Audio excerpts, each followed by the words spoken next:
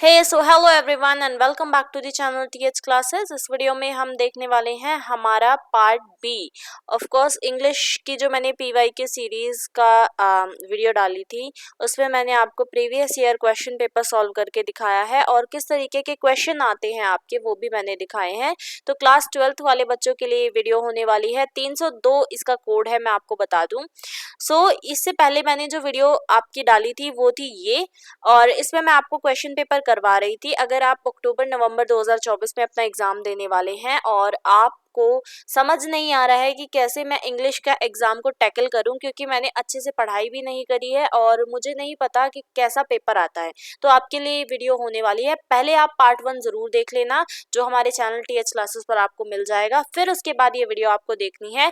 और इसमें मैं आपको जो सेकेंड पार्ट है उसमें मैं आपको सेक्शन बी करवाने वाली हूँ। वो हम आगे देखेंगे। अच्छा, बहुत सारे ऐसे बच्चे हैं जिनको नहीं समझ आ रहा है कि हम इंग्लिश की तैयारी और बेहतर तरीके से, क्योंकि एग्ज़ाम में बहुत कम समय बच गया है और इस समय पे आपको ये पता होना चाहिए कि आखिर पॉइंट टू पॉइंट मुझे कितना पढ़ना है और मैं कितना पढ़ूं कि मेरा पूरा का पूरा जो सिलेबस है वो भी कवर हो जाए और मेरे मार्क्स भी काफ़ी अच्छे आ जाएं। तो उसके लिए आपको क्या करना है, उसके लिए आपको ये वाली सीरीज़ जो मैंने यहाँ पर ये प्लेलिस्ट बनाई हुई है ये ज़रूर आपको वीडियोस देख लेनी है। टोटल 18 वीडियोस हैं इसमें और इन 18 वीडियो में आपके लिए इतना वैल्यूएबल, इतना क्वालिटी वाला कंटेंट मिलेगा ना आपको कि आपका इंग्लिश का पेपर आप ये समझिए आपको मक्खन लगेगा। इसमें मैंने क्या क्या है इस प्लेलिस्ट में, इसमें आपके जितने भी चैप्टर्स न्यू सिलेबस बेस्ड ये वीडियोस हैं, ठीक है। जितने भी चैप्टर आपके थ्योरी एग्जाम में आते हैं, चाहे उसमें आपकी पोएम हो, ठीक है, आपके जो वैसे लेसन होते हैं वो भी अच्छे से मैंने एक्सप्लेन आपको किए हुए हैं। साथ में क्वेश्चन आंसर भी करवाए हुए हैं। इनमें आपको वीडियोस भी मिल जाएंगी सॉल्व क्वेश्चन पेपर की, और इसके अलावा किस तरीके से आपको पेपर करना है वो भी आपको इस प्लेलिस्ट में मिल जाएगा। बाकी और प्लेलिस्ट भी आप चेक कर सकते हैं और बाकी जो 10th क्लास के बच्चे हैं उनकी वीडियोस भी जल्दी आएंगी। और इसके अलावा जो भी आपकी हिंदी की वीडियोस हैं या फिर बाकी जो भी वीडियोस हैं सब्जेक्ट्स की, वो भी जल्दी ही मैं पोस्ट करने वाली हूँ। तो प्लीज़ चैनल को सब्सक्राइब ज़रूर करके रखिएगा और साथ में बेल आइकॉन भी प्रेस करके रखिएगा। अब तो ये बातें तो हो गई कि आपको कहाँ से कितना पढ़ना है। अब हम अपने टॉपिक पे आते हैं जो कि है आपका कि आपको किस तरीके से कैसे पेपर सॉल्व करना है। मैं आपको बता दूं कि मैंने ये वाली जो पार्ट ए है, पार्ट ए जो ऊपर इसका था वो मैंने आपको करवा दिया था, ठीक है, जिसमें कि आपके ये सारे क्वेश्चंस मैंने आपको करवा दिए हैं फर्स्ट वीडियो में। अभी हम 26th क्वेश्चन से स्टार्ट करेंगे, ठीक है। 26 क्वेश्चन से हम स्टार्ट करेंगे और पिछले 25 क्वेश्चन आप पहले देख लेना। तो 26 क्वेश्चन में ये 2 नंबर का क्वेश्चन है और कोई भी एक क्वेश्चन आपको यहाँ पर करना है। 2 चॉइस दी हुई है और इनमें से कोई एक करना है। बहुत सारे ऐसे बच्चे होते हैं कि दोनों करके आ जाते हैं, नहीं दोनों नहीं करनी है। अच्छा, एक बात मैं आपको बताना चाहूँगी कि ये वाला जो लेसन है ना, या ये जो पोएम है, पोएम टाइप ही है ये, और ये है नाइट ऑफ द स्कॉर्पियन जो कि लिखी है निज़्म इज़ेकिल ने, ठीक है। ये बहुत इंपॉर्टेंट है क्योंकि इसके हमने काफी सारे क्वेश्चंस देख लिए हैं, तो ये वाली वीडियो तो आप जरूर देख लेना। तो इस क्वेश्चन में आपसे पूछा गया है what did the peasants do to give relief to the author's mother, यानी कि आपको पता होगा अगर आपने ऑलरेडी वीडियो देख ली है तो उसमें ऑथर की जो मदर होती है, निज़्म इज़ेकिल ने अपनी स्टोरी बताई है, उनकी जो माँ होती है उनको स्कॉर्पियन यानी जो बिच्छू होता है वो डस लेता है, ठीक है। और जो गांव वाले किसान, पेजेंट्स का मतलब किसान जो होते हैं, वो आते हैं उनके घर पे, तो वो किसान क्या क्या चीजें करते हैं उनको राहत देने के लिए, किसको, उसकी मदर को राहत देने के लिए या उसको सांत्वना देने के लिए क्या क्या चीजें वो करते हैं वो आपको बताना है। तो इसका आंसर देख लो। consoled the poet's mother by telling her that the sins of her previous birth would be burnt away by the scorpion sting, यानी कि वो उसकी मदर को कहते हैं, पोएट की मदर को कहते हैं, कंसोल करते हैं, उसको सांत्वना देते हुए कहते हैं कि तुम्हारे जो पिछले जन्मों के पाप थे ना, सिंस का मतलब होता है पाप, ठीक है, वो सारे आज धुलने वाले हैं इस बिच्छू के डस लेने से। मतलब एक पुरानी विचारधारा के वो लोग थे और वो कह रहे हैं कि शायद तुमने कोई ऐसे कर्म किए हैं जिसकी वजह से आज तुम्हें बिच्छू ने डस लिया और तुम्हारे आज सारे पाप धुलने वाले हैं। इसके अलावा सेकंड पॉइंट में आप लिखेंगे chanted god's name in order to paralyse the evil, यानी कि उन्होंने जो इविल यहाँ पर किसको बोला गया है, इविल यहाँ पर बोला गया है स्कॉर्पियन को। तो वो कहते हैं जो आज ये इविल है ना, उसके लिए वो मतलब वो सोचते हैं कि ये जो इविल है, जो स्कॉर्पियन है, काश भगवान उसे पैरालाइज कर दे, इसलिए वो भगवान का नाम भी बार बार ले रहे हैं। तो ये दो बातें आपको याद रखनी है। इसके अलावा भी काफी बातें कही थी, एक और क्वेश्चन आएगा उसमें हम डिटेल में समझेंगे। अब उसके बाद सेकंड क्वेश्चन की अगर हम बात करें तो इसमें पूछा है the poet expresses his choice through a symbol road and how it signifies in his life. यानी ये द रोड नॉट टेकन की जो पोयम है, जो किसने लिखे है ये आप मुझे कमेंट में बताएंगे। तो ये जो पोयम है इसमें हम देखते हैं जो पोएट है वो एक रोड सिंबल बता रहा है। तो वो रोड जो सिंबल है वो किस चीज के लिए है, उसकी कौन सी चॉइस को एक्सप्रेस करता है उसकी लाइफ में, ये हमें इसमें बताना है। ठीक है, तो इसकी जो आंसर है वो देख लो। रोड जो है वो सिग्निफाई करता है चॉइस इन पीपल लाइफ, यानी कि लोगों की जिंदगी में जो चॉइसेस होती हैं वो रोड दिखा रहा है। जहां पर आप देखते हैं कि उसके पास दो रास्ते होते हैं जो घने जंगल में जा रहे होते हैं। ठीक है, अब पोएट यहाँ खड़ा है और वो सोचता है कि मैं कौन से रास्ते पर जाऊं इनमें से, क्योंकि उसे समझ नहीं आ रहा था। और इस रास्ते पर तो बहुत सारे लोगों के चलने के निशान थे, लेकिन इस रास्ते पे कोई भी नहीं था, मतलब कोई भी नहीं ना चला था, और हमेशा से ये रास्ता ऐसे ही खाली रहता है। ठीक है, क्योंकि जब कोई इंसान रास्ते पर चलता है तो उसके पैरों के निशान हमें दिख जाते हैं, और यहाँ पर काफी अंधेरा भी था। तो पोएट यहाँ पर खड़ा होकर ये सोच रहा है कि जिंदगी में जिस तरीके से ये दो रोड्स हैं, वैसे ही हमारी जिंदगी में काफी सारी जो हैं चीजें हो जाती हैं, या बहुत सारी डिफिकल्टीज हो जाती है, प्रॉब्लम्स हो जाती हैं, और हमें समझ नहीं आता है कि किस तरीके से कैसे टैकल करें हम उस प्रॉब्लम को। और हम इसी तरीके से अपनी जिंदगी में खड़े हो जाते हैं और सोचते हैं कि हमें किस रास्ते पे जाना चाहिए। तो पोएट कहता है कि इसी तरीके से रोड जो है हमारे जीवन में जो हम चॉइसेस होती हैं उसको सिग्निफाई करता है। और फिर पोएट सेकंड रोड, यानी ये जो रोड है जिस पर कोई भी नहीं गया था और जिस पर डेंजर्स भी होते हैं, डिफिकल्टी भी होती है, उसको चूज करता है ताकि वो मतलब आगे बढ़ सके और बिल्कुल लोगों से स्टैंड आउट कर सके, बाकी जितने लोग हैं उनसे अलग रह सके। ठीक है, he describes his feeling about that choice that he had left in the past। अब वो बताता है कि जो रोड है ना वो उसके पास्ट को भी दिखाता है, मतलब काफी सारी ऐसी चॉइसेस थी जो उसने पास्ट में छोड़ दी थी। क्यों? क्योंकि ऐसा होता है, जैसे बोलते हैं ना कि ये देखो मोहल्ले में ये डॉक्टर बन गया तो तुम्हें भी डॉक्टर बनना चाहिए। तो और उस इंसान का या उस बच्चे का मन है कि वो डॉक्टर ना बनकर कुछ और करे, वो आर्टिस्ट बने या कुछ और करे। तो दुनिया वाले देखते हैं कि देखो ये कर रहा है तो तुम्हें भी यही करना चाहिए क्योंकि इसमें ज्यादा स्कोप है। बल्कि वो नहीं देखते कि अगर वो इंसान अपनी चॉइस से कुछ करेगा तो उसमें कितनी ज्यादा उसको बेटरमेंट मिलेगी, अचीवमेंट मिलेगी। तो वही चीज वो बताता है कि पास्ट में कुछ ऐसी चीजें थी जो उसे अपनी चॉइसेस को छोड़ने पर मजबूर कर देती हैं। ठीक है, तो रोड का सिग्निफिकेशन आपको पता चल गया। अब नेक्स्ट क्वेश्चन हम देख लेते हैं। तो नेक्स्ट क्वेश्चन में आपका बोला गया है answer any one of the following questions, यानी कोई भी एक क्वेश्चन का आपको आंसर करना है और ये 3 नंबर का, ये बात ध्यान रखनी है।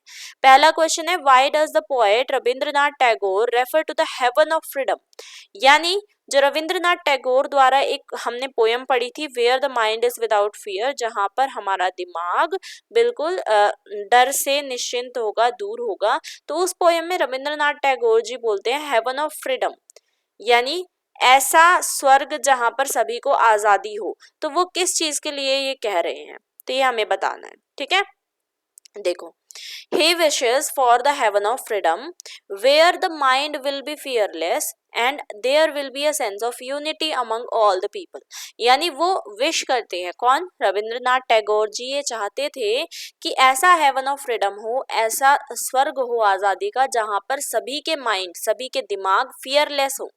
अब देखो जिन बच्चों ने ये वीडियो देखी होगी मेरे द्वारा पढ़ाई गई, उसमें आपको पता चल गया होगा कि इस पोएम में बेसिकली जो वॉर्स होती हैं दो देशों के बीच में या पूरे वर्ल्ड में जितनी भी वॉर्स होती हैं उससे उससे जो हमारी आम जनता होती है, इंडिया की जो जनता थी उस टाइम पे कितना ज़्यादा इफेक्ट हो रही थी। तो इस वजह से इफेक्ट होने के कारण वो कहते हैं कि काश हमारा देश ऐसा हो जिसमें कि सभी के दिमाग फियरलेस हो, वो सब सोच सके कि हमें क्या करना है, क्योंकि अगर हमारे पास आज़ादी नहीं है तो हम सोचने की भी हमारी क्षमता खो देते हैं। इसीलिए वो कहते हैं कि ऐसा देश हो जहाँ पर सभी लोग यूनिटी के साथ रहें, ठीक है, सभी एकत्रित होकर रहें, एक साथ इकट्ठा रहें। He wants to see his nation released into the world he wishes, यानी वो चाहते थे कि उनका देश इस तरीके से हो जैसा वो अपनी सपनों में देखते हैं, ड्रीम्स में देखते हैं, विश करते हैं। तो इस बात को यहाँ पर बताया गया है। नेक्स्ट क्वेश्चन है इसी का, what did the villagers do when the scorpion sting the poets mother. देखो अब यहाँ पर भी आ गया ना नाइट ऑफ द स्कॉर्पियन, इसलिए कह रही हूँ बहुत इंपॉर्टेंट है, इस बात का ध्यान रख लेना। तो यहाँ पर पूछा गया है what did the villagers do. अब विलेजर्स जो होते हैं, जो गांव वाले होते हैं, वो क्या करते हैं जब उस स्कॉर्पियन जो होता है वो उसकी माँ को यानी पोएट की माँ को डस लेता है, तब स्टंग का मतलब डस लेना, ठीक है। तो वो क्या करते हैं, सबसे पहले तो villagers started searching for the scorpion. सबसे पहले तो वो स्कॉर्पियन को ढूंढने लग जाते हैं, उसकी सर्च करने लग जाते हैं, ठीक है। उसके बाद चैंट गॉड्स नेम, और वो भगवान का नाम जपना शुरू कर देते हैं। गिव रिलीजियस इंटरप्रिटेशंस, यानी वो कुछ कुछ रिलीजियस इंटरप्रिटेशन कह रहे थे, मतलब कुछ कुछ धार्मिक बातें भी कह रहे थे कि तुमने कोई ना कोई, मैंने आपको बताया पिछले आंसर में कि उन्होंने उनसे कहा कि तुमने कोई ना कोई ऐसा काम किया है जिसकी वजह से, तुम्हारे पापों की वजह से आज तुम्हें इसने डस लिया और ये तुम्हें मुक्ति दिलाएगा, इस टाइप की बातें वो लोग कर रहे थे। तो ये जो है आपको याद रख लेना है। अच्छा, ये वाले आपको मतलब जो भी पीडीएफ है वो सब आपको मिल जाएगा, जो मैं अभी करवा रही हूँ, वो सारे पीडीएफ आपको हमारे टेलीग्राम ग्रुप जिसका नाम है टीएच क्लासेस, वहां पर फ्रीली अवेलेबल मैं करवा दूंगी, तो आपको चिंता करने की कोई जरूरत नहीं है, ठीक है। चलिए, क्वेश्चन पेपर भी मैं आपको वहीं प्रोवाइड करवा दूंगी, क्योंकि कई बच्चे होते हैं कि उनको खुद से क्वेश्चन पेपर दोबारा सॉल्व करना होता है, तो उनके लिए इजी रहेगा। 28th क्वेश्चन है और ये 2 नंबर का क्वेश्चन है। कहाँ से लिया गया है? The tiger in the tunnel chapter से लिया गया है। What was the weapon that Baldev used to carry and who had made it. तो देखो जितने भी ये चैप्टर्स हैं मैंने सारे करवाए हुए हैं, मैं दोबारा कह रही हूँ, प्लीज उस प्लेलिस्ट को एक बार चेक कर लीजिएगा, आपके लिए बहुत हेल्पफुल रहेगा। देखो यहाँ पर पूछा गया है कि बलदेव जो था वो कौन सा वेपन यूज कर रहा था, वेपन यानी हथियार, ठीक है, कौन सा वेपन वो कैरी करता था अपने साथ, और उसको किसने, उस हथियार को हु हैड मेड इट, किसने बनाया था, तो ये हमें बताना है इसमें, ठीक है। चलिए, तो बलदेव जो है, Baldev carried a small axe which was fragile to look at but deadly when in use, यानी कि बलदेव जो है वो एक छोटी सी एक्स, इस तरीके की जो कुल्हाड़ी होती है वो अपने साथ रखता था, जो कि दिखने में तो काफी फ्रेजाइल सी थी, मतलब ऐसी कि जल्दी टूट जाए और इस तरीके की थी, लेकिन वो बहुत ज्यादा डेडली थी, क्योंकि आप ये देख रहे होंगे यहाँ पर, ये जो है इससे आपको पता लग सकता है कि वो कितनी डेडली चीज होती है, इसके ब्लेड्स भी कितने नुकीले होते हैं, देखने में ऐसा लगता है कि हाँ मतलब टूट जाएगी इस तरीके से, हाँ, लेकिन वो डेडली थी यूज करने में। The axe had been made by his father, और वो एक्स को किसने बनाया था, उसके पिता ने बनाया था, ओवर अ चारकोल फायर, जो चारकोल होते हैं, जो कोयला होता है, उसकी आंच में बनाया था, ठीक है। अब देखो the tiger in the tunnel किसने लिखा है, रस्किन बॉन्ड ने, ठीक है, और इसकी पूरी स्टोरी जानने के लिए आप वीडियो देख लीजिएगा। चलिए, नेक्स्ट क्वेश्चन है 29th क्वेश्चन ये आपका, और ये लिया गया है my son will not be a beggar. 2 number का क्वेश्चन है ये, इनमें से कोई एक करना है आपको, क्योंकि और यहाँ पर आपको दिख रहा होगा, why did Ved protest with cries when the eye drops were administered, यानी वेद जो है आपको कुछ मतलब आइडिया देने के लिए मैं बता देती हूँ, तो वेद जो होता है ना उसको कोई बीमारी हो जाती है और उसको अंधा हो जाता है एक तरीके से वो, तो उसके पेरेंट्स बहुत ज्यादा परेशान होते हैं। उसकी मदर क्या करती है, वो किसी हकीम के पास जाती है और हकीम उसकी मदर को एक सुरमा टाइप से देता है जिसको आई ड्रॉप्स भी बोलते हैं, तो वो आई ड्रॉप्स देता है और वो कहता है कि तुम इसको वेद की आंखों में डालना और वो ठीक हो जाएगा। लेकिन उसके जो फादर होते हैं वेद के, वो ऐसा नहीं सोचते, क्योंकि वो पब्लिक हेल्थ सर्विस में काम करते थे और एक तरीके से वो डॉक्टर ही थे, तो वो सोचते हैं कि ये सारी चीजें दकियानूसी हैं, ठीक है, और सुपरस्टिशंस हैं, इन पर विश्वास नहीं करना चाहिए। तो उसकी मदर ये जानती थी उसके फादर कभी भी उसको ये काम नहीं करने देंगे, सुरमा जो भी आई ड्रॉप थी वो नहीं डालने देंगे उसकी आंखों में। तो वो छुप के वेद की आंखों में वो आई ड्रॉप्स डालती हैं, और फिर उसके बाद वेद जो है उसको दर्द भी होता है, उसके बर्निंग भी होने लग जाती है, तो वेद काफी ज्यादा प्रोटेस्ट करता है और वो रोने लग जाता है जोर जोर से एक बार। तो उसके पिता ये देख लेते हैं और उसके पिता उसकी मदर को बहुत डांटते हैं। तो यहाँ पर आपसे पूछा गया है कि वो रोने क्यों लग जाता है, जब आई ड्रॉप्स डाली जाती हैं तो वो रोने क्यों लग जाता है। तो इसका आंसर आपको लिखना है यहाँ पर, देखो, because his mother used hakim's medicine, जो आई ड्रॉप्स थी, and it was burning his eyes, क्योंकि उसकी मदर जो थी वो हकीम की मेडिसिन यानी वो आई ड्रॉप्स यूज कर रही थी और इस वजह से उसको बर्निंग जो थी वो उसकी आंखों में हो रही थी और वो इसलिए रोने लग जाता है, ठीक है। उसके बाद नेक्स्ट है what was Baldev's work at the tunnel. यहाँ पर आपने देखा the tiger in the tunnel का क्वेश्चन है कि बलदेव का आखिर काम क्या था टनल में। तो Baldev was a watchman, Baldev एक वॉचमैन था who worked as a watchman near a railway tunnel, जो कि एक रेलवे टनल जो होती है उसके आसपास वॉचमैनगिरी का काम करता था। He was in charge of keeping the signal lamp lit, यानी कि उसका जो सिग्नल लैम्प था वो जलाने का काम था। सिग्नल लैम्प से क्या मतलब है, जैसे जो गाड़ियां सॉरी जो रेल आती हैं, ठीक है, ट्रेन्स आती हैं, उनको लैंप दिखा देना कि हाँ ठीक है आगे रास्ता बिल्कुल सही है और आप जा सकते हैं, वो काम था उसका, ठीक है, वो लैंप जलाने का। And the tunnel clear of any obstruction, और ये भी देखने ऑब्स्ट्रक्शन यानी किसी भी तरीके की कोई दिक्कत या परेशानी तो नहीं है, ठीक है, कोई भी समस्या तो नहीं है, वो चीज देखने का काम भी था उसका, और अगर होती है तो उसको क्लियर करने का काम था। ओके, आई होप आपको मेरी एक्सप्लेनेशन अच्छी लग रही होगी, और मैं आपसे कहना चाहूंगी कि प्लीज़ अगर आपको वीडियो पसंद आती है तो लाइक ज़रूर कर दीजिए, क्योंकि इससे हमें हमारी वीडियो को पुश मिलता है और आगे आपकी रिकमेंड हो पाती है वीडियोस, ठीक है। अगर आप लाइक नहीं करते हैं और सिर्फ ऐसे ही देख लेते हैं, सब्सक्राइब भी नहीं करते हैं, तो उससे एक तो हमारा भी मोटिवेशन डाउन होता है और ऊपर से हमारी वीडियोस भी अच्छी रीच पर नहीं जा पाती हैं। तो लाइक ज़रूर कर दीजिएगा वीडियो को अगर आप देख रहे हैं तो और पसंद आ रही हैं तो, ठीक है, ऐसे कोई ज़बरदस्ती नहीं है। उसके बाद 30th क्वेश्चन देखो, यहाँ पर 2 नंबर का ये क्वेश्चन है, I must know the truth, ठीक है, यहाँ से ये है, और ये आराधना वाला चैप्टर है अगर आपने पढ़ा हो तो इसमें था कि मुझे आराधना जो होती है वो अडॉप्टेड चाइल्ड होती है और उसकी आंटी उसको ये बता देती है उसके एक डांस फंक्शन में, ठीक है। तो यहाँ पर क्वेश्चन आपसे पूछा गया है how did Aradhana come to know the truth about her, यानी वो अडॉप्टेड है उस बारे में आराधना को कैसे पता चलता है, कौन उसे ये बात बताता है, ठीक है, ये आपको इसमें बताना है। तो देखो, Aradhana come to know that she is adopted just before a dance performance, उसकी एक डांस परफॉर्मेंस होती है आराधना की, और उससे पहले जस्ट उससे पहले उसको ये बात पता चलती है, और उसको ये कौन बताता है, आंट बताती है, आंट प्रमिला, ठीक है, in a function. She was shocked and shattered after hearing this from her aunt, यानी अपनी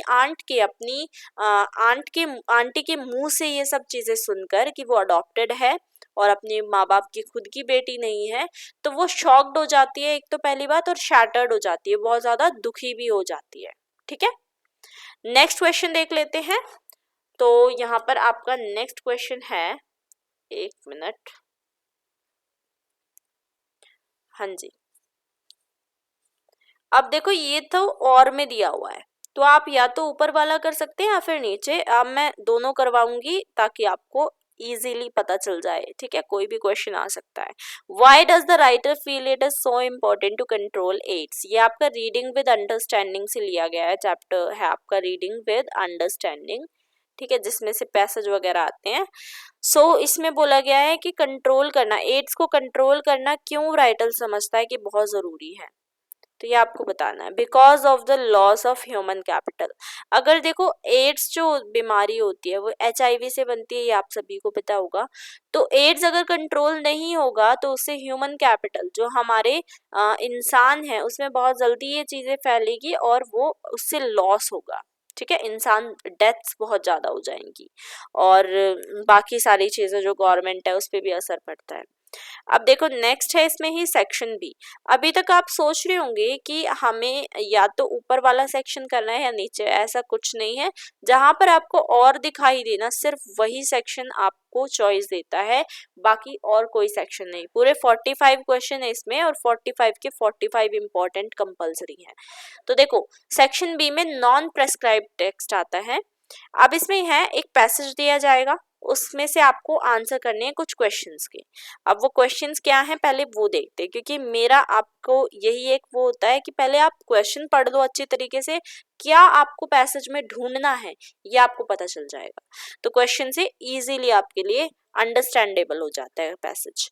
देखो 31 है आपका, इसमें से ढूंढना है, 2 नंबर का है, और 32 में आपको यहाँ पर और दिख रहा है तो कोई एक करना है इनमें से, ये भी 2 नंबर का है, ठीक है। अकॉर्डिंग टू द टेक्स्ट, यानी कि इस पैसेज के according, what role does jewellery play in Indian culture and tradition. पहले तो हमें ये ढूंढना है कि जो ज्वेलरी होती है ना, वो इंडियन कल्चर में, हमारा जो भारतीय सभ्यता है और जो हमारे ट्रेडिशन है, उसमें किस तरीके से अपना रोल प्ले करती हैं। उसके बाद इसका ए पार्ट पूछ रहा है कि इस what are some of the materials and gemstones commonly used in traditional Indian jewellery mentioned in the text. ये जो ऊपर पैसेज दिया गया है, इसमें कौन से मटेरियल्स और कौन से जेमस्टोन्स यूज होते हैं जो भारत की ज्वेलरी बनाने में इस्तेमाल किए जाते हैं। नेक्स्ट है how does the text describe styles of jewellery from different regions in India. यानी ये टेक्स्ट हमें कैसे बताता है कि भारत में अलग अलग जो राज्य हैं उनमें अलग अलग तरीके के अलग अलग स्टाइल्स बनते हैं ज्वेलरी के। तो ये 3 क्वेश्चन हमें इसमें, 2 बेसिकली, क्योंकि यहाँ पर तो चॉइस है, कोई इनमें से कोई भी 2 आपको कर लेनी है, ठीक है। देखो ढूंढते हैं सबसे पहले वाला। इसमें क्या पूछा था कि रोल क्या प्ले करती है ज्वेलरी। यहाँ पर देखो, the jewellery holds significant place in the culture and tradition of India. For centuries it has been an integral part of Indian attire and a symbol of wealth and social status. देखो यहीं पे हमें answer मिल गया। कई बार क्या होता है ना कि रोल या जो है आपकी वर्डिंग बदल दी जाती है, और वर्ड बदलने के कारण बहुत सारे बच्चे कंफ्यूज हो जाते हैं। देखो यहाँ पर लिखा हुआ है कि जो ज्वेलरी होती है वो सिग्निफिकेंट प्लेस होल्ड करती है culture and tradition of India में। यहाँ पर देखो कल्चर आ गया, ट्रेडिशन आ गया, इसका मतलब तो सिंपल है कि यहाँ से ही हमारा आंसर स्टार्ट है। क्यों है, क्यों कैसे ये रोल प्ले करती हैं, क्योंकि कई शताब्दियों से ये एक इंटीग्रल पार्ट है इंडियन अटायर का। तो आप देखते हैं ना, राजा महाराजा भी ज्वेलरी यूज करते थे, है ना। मतलब कई शताब्दियों से जो भारत है उसमें अलग अलग प्रकार की ज्वेलरीज पहनी जाती हैं, गहने पहने जाते हैं। रानियां कितने बड़े बड़े गहने पहनती थी। And a symbol of wealth and social status, और ये एक सिंबल था, ये एक इस तरीके से दिखाया जाता था कि जो जितनी बड़ी बड़ी ज्वेलरीज पहनेंगी वो उतना ही ज्यादा वेल्दी इंसान है या उतना ही ज्यादा रिच है, ठीक है। इसको दिखाने के लिए, अपना स्टेटस दिखाने के लिए भी ज्वेलरीज का इस्तेमाल किया जाता था पहले के टाइम पे। जिस बच्चे को कुछ नहीं समझ आ रहा है तो बस आपको क्या करना है, वर्डिंग्स को मैच कर लेना। देखो इंडियन कल्चर, यहाँ पर कल्चर है, ट्रेडिशन ऑफ इंडिया है, और यहाँ पे से लेकर यहाँ तक आप अगर लिखेंगे तो आपका फर्स्ट आंसर बिल्कुल करेक्ट पाएगा, ये मेरी गारंटी है। अब नेक्स्ट हमें क्या ढूंढना है कि बताओ कौन से मटेरियल जेमस्टोन्स का इस्तेमाल किया जाता है ट्रेडिशनल इंडियन ज्वेलरी को बनाने में। तो देखो यहाँ तक हमने पढ़ लिया। उसके बाद India is renowned for its exquisite and diverse range of jewelry which reflects the country's rich heritage and craftsmanship। यानी हमारे भारत में अलग अलग तरीके की और बहुत सुंदर ज्वेलरी बनाई जाती है, जिससे हमारे जो रिच हेरिटेज है उसको भी दिखाया जाता है, और क्राफ्ट्समैनशिप यानी हमारे देश में कैसे कैसे क्राफ्ट्स बनाए जाते हैं वो भी दिखाए जाते हैं। Traditional Indian jewellery is often crafted using precious metals. अब देखो यहाँ पर आप देखेंगे तो मटेरियल जेमस्टोन का इस्तेमाल किया गया है। तो यहाँ पर ये देखो gold, silver, platinum and adorned with sparkling gemstones. Gemstones मिल गया हमें, है ना, कीवर्ड मिल गया। इसका मतलब आपका कहाँ से स्टार्ट होगा, इंडियन ज्वेलरी से लेके कि कहाँ से कैसे बनाई जाती हैं। गोल्ड की होती हैं, सिल्वर प्लैटिनम की होती हैं, और इसके अलावा ये डायमंड्स, रूबीज, एमरल्ड्स और सफायर्स भी इनमें लगाए जाते हैं। तो यहाँ तक आपका सेकंड का आंसर हो जाएगा, ठीक है। ये जो मैं आपके साथ क्वेश्चन पेपर शेयर करूंगी टेलीग्राम ग्रुप पे, इसमें आपको आंसर्स नहीं मिलेंगे, आंसर सिर्फ आपको क्वेश्चन के मिलेंगे, ठीक है। क्वेश्चन जो आपके चैप्टर्स में से पूछे जा रहे हैं या पोएम्स में से पूछे जा रहे हैं उनके आंसर आपको मिलेंगे। और ये जो पैसेज है ना, इनके मैं आंसर नहीं दूंगी, क्योंकि ये आंसर आपको दोबारा से अपने आप से ढूंढ के और समझना है। देखो उसके बाद नेक्स्ट क्वेश्चन, इतना तो आपने समझ लिया, उसके बाद नेक्स्ट क्वेश्चन देखते हैं। तो ये जो है ना, मतलब पैसेज वाले क्वेश्चन, देखो 4 नंबर तो आपको फ्री के मिल रहे हैं, समझ लो। किसी बच्चे को कुछ समझ नहीं आ रहा, वर्डिंग मैच करो और लिख दो, बस आपको मार्क्स मिल जाएंगे। नेक्स्ट देखो, इसमें पूछा है कि कैसे हमारी स्टाइल्स ऑफ ज्वेलरी बता रही है, अलग अलग जो इंडिया में स्टाइल्स हैं अलग अलग इस तरीके से। तो यहाँ तक हमने कर लिया। ईच रीजन आ गया यहाँ पे। Each reason in India has its own distinct style of jewellery representing the unique cultural identity of that place. यानी कि हमारा जो भारत है उसमें हर एक क्षेत्र में अलग अलग प्रकार के स्टाइल्स ऑफ ज्वेलरी हमें देखने को मिलते हैं, जिसमें कि हमें कल्चरल आइडेंटिटी का भी पता चलता है कि उनकी संस्कृति, उस प्लेस की संस्कृति कैसी है, क्या दिखाती है। Whether it's the elegant Kundan jewellery of Rajasthan, चाहे वो फिर राजस्थान की कुंदन ज्वेलरी हो जो कितनी एलिगेंट लगती है, या delicate meenakari work of Jaipur जो जयपुर की मीनाकरी वर्क हो, या फिर temple jewellery of south India, ठीक है। Indian jewellery is a captivating blend of artistry, tradition and beauty. आप यहाँ तक भी लिख देंगे ना कि देखो कुंदन ज्वेलरी एक तो राजस्थान की डेलिकेट मीनाकरी वर्क वाली ज्वेलरी जो जयपुर की है, और टेम्पल ज्वेलरी जो साउथ इंडिया की है, ये हमें अलग अलग स्टाइल्स दिखाती है कि किस तरीके से ट्रेडिशन के ऊपर अलग अलग स्टाइल हर एक रीजन अपनी उसमें लेकर चलता है और अपनी ज्वेलरी को तैयार करता है। तो ये देखो आपको कितनी इजीली आंसर मिल रहे हैं और कितनी इजीली आपके 4 नंबर बन रहे हैं ना। नेक्स्ट है आपको पैसेज पढ़ना है, वही सेम आपको अर्थक्वेक इसमें करना है, ठीक है। उम्मीद करती हूँ कि आप खुद से करेंगे, क्योंकि मैं आपको प्रोवाइड करवाने वाली हूँ क्वेश्चन पेपर, तो इतना मैं उम्मीद आपसे कर सकती हूँ कि आप ये वाला जो पार्ट है वो कर ही लेंगे, पैसेज वाला, ठीक है। तो ये वाला अभी हम छोड़ देते हैं, या फिर एक काम करते हैं करवा ही देती हूँ, क्योंकि ये क्वेश्चंस उसमें भी है ना। तो पहले आपको क्या करना है, पैसेज के लिए सबसे पहले क्वेश्चन पढ़ो और उनको समझो। मैंने आपको पहले बताया था पहले पार्ट में कि आपको 15 मिनट्स दिए जाएंगे पेपर स्टार्ट होने से पहले। प्लीज़ अपना टाइम पर पहुंच जाना, क्योंकि ये 15 मिनट्स बहुत इंपॉर्टेंट होते हैं। इसमें आपको पेपर समझना होता है, पेपर को पढ़ के देखना होता है, और उसमें पैसेज की जो पार्ट होती है ना वो बहुत ज़रूरी होती है। पैसेज आपके आंसर उसी टाइम पे आप निकाल सकते हैं। चलिए ये देखो, पहले बोला है what causes earthquake and where do they usually occur, यानी ये पूरा पैसेज अर्थक्वेक्स के ऊपर है, भूकंप के ऊपर है, कि भूकंप जो है वो किस वजह से, क्या चीज ऐसी है जिससे भूकंप होते हैं, और वो जनरली कहाँ पर होते हैं। तो 2 नंबर का ये है। या और में आप ये वाला कर सकते हैं, how is the magnitude of an earthquake measured and what does it help scientist understand. यानी जो मैग्नीट्यूड होता है ना अर्थक्वेक का, वो किस तरीके से नापा जाता है, कि कितना भयानक या कैसा भूकंप है, वो कैसे नापा जाता है, और साइंटिस्ट को इससे क्या समझने में मदद मिलती है। और इसी में आपका 34th क्वेश्चन भी है, कि 2 नंबर का ये क्वेश्चन है। इसमें आपसे पूछा है what are some hazards that can result from earthquakes and what efforts are being made to improve our preparedness for future events. तो हमें इसमें बताना है कि कौन कौन से हजार्ड्स, कौन कौन सी ऐसी दिक्कतें हैं, या फिर कौन सी ऐसी जानलेवा चीज़ें हैं जो कि अर्थक्वेक की वजह से हो सकती हैं, और हमें किस तरीके की इम्प्रूवमेंट करनी चाहिए, कैसे एफर्ट्स डालने चाहिए अपने फ्यूचर इवेंट्स, मतलब फ्यूचर में अगर भूकंप आए भी तो हम पहले से प्रिपेयर रहें इस चीज़ को करने के लिए। और इसी में एक 35th क्वेश्चन कह रहा है, 2 नंबर का है, कोई भी दो आपको, देखो आपको वर्ड दिए जाएंगे और इनके सिमिलर इन मीनिंग, मतलब सेम मीनिंग वाले वर्ड ढूंढ के आपको यहाँ पर बताने हैं, कोई भी दो आप कर सकते हैं। चलिए तो पहले वाला ढूंढते हैं कि कैसे अर्थक्वेक होते हैं, क्या वजह है, और कहाँ पर जनरली ये होते हैं, ठीक है। चलिए तो यहाँ पर देखो, यहाँ से स्टार्ट है।